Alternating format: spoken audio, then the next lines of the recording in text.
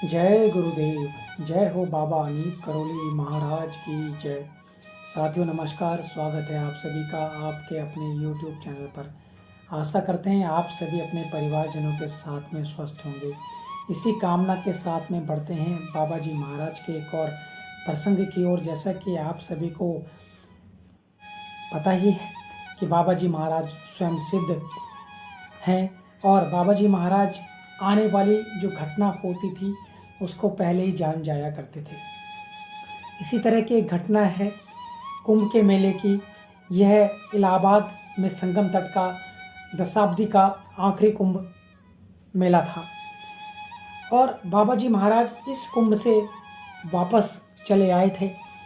वह क्यों चले आए थे उसके बारे में हम आपको विस्तार से बताएंगे। बने रहिएगा हमारे साथ इस प्रसंग में अंत तक ताकि आपको समझ में आ सके। उस कुंभ में स्नान के लिए लाखों तीर्थयात्री संगम तट पर घेरा जमाए बैठे थे। मेले की व्यवस्था देखने में महाराज जी का एक भक्त पुलिस अधिकारी लगा हुआ था। महाराज जी भी चूंकि उस मेले में ही थे तो वह जिस दिन मेला था, अगले दिन मेला था, उससे एक दिन पहले महाराज जी रात को जगे और पुलिस अधिकारी को कहा कि हम वापस जाएंगे। चूंकि अगला दिन कुंभ स्नान का सबसे शुभ दिन था, महाराज जी ने मना किया तो पुलिस अधिकारी और भक्तों ने निवेदन किया कि महाराज जी कल कुंभ का सबसे पवित्र स्नान पर्व है और आप जा रहे हैं।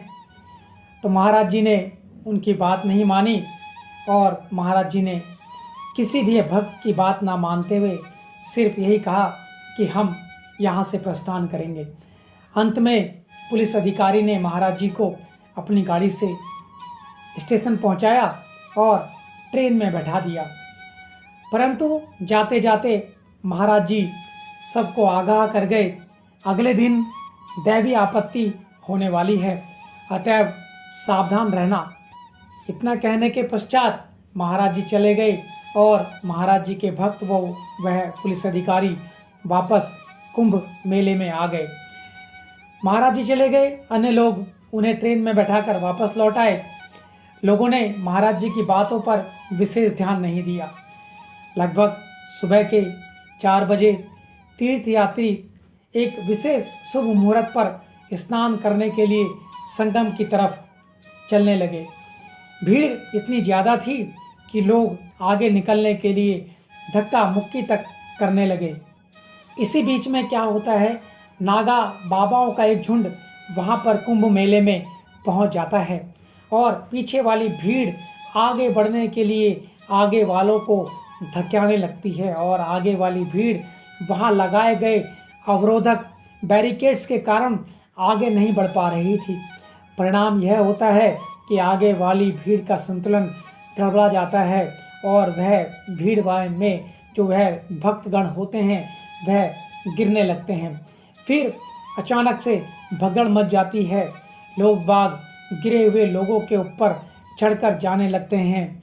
जो संतुलन खोकर जमीन में गिरता है वह व्यक्ति, वह भक्त फिर उठ नहीं पाता और पीछे आने वाले लोग अब उनको अपने पैरों से कुचलकर आगे बढ़ते रहते हैं। इस दुर्घटना में सैकड़ों लोग वहाँ पर घायल हुए थे और कुछ लोग वहाँ पर मारे भी गए थे। तो महाराज जी अपने भक्तों को और अन्य लोगों को पहले से ही बता दिया करते थे कि कहाँ पर क्या चीज़ होने वाली है। ऐसे ही कई सारे रोचक प्रसंग महाराज जी के हमने आपको अपने पिछले प्रसंगों में भी बताए हैं और यह महाराज जी ने साक्षात बताया कि दैवी आपत्ति आने वाली है। तो इस तरह से महाराज जी की लीलाएं और महाराज जी के चमत्कारिक प्रसंग, क्योंकि बाबा जी महाराज स्वयं सिद्ध हैं इसीलिए वह सब कुछ पहले से ही जान जाया करते थे। तो आशा करते हैं आपको आज का ये प्रसंग अत्यंत ही पसंद आया होगा। इसी कामना के साथ जय गुरुदेव, जय हो बाबा अनीप करोली महाराज, जय उत्तराखंड। और आप सभी का बहुत बहुत धन्यवाद धन्यवाद धन्यवाद।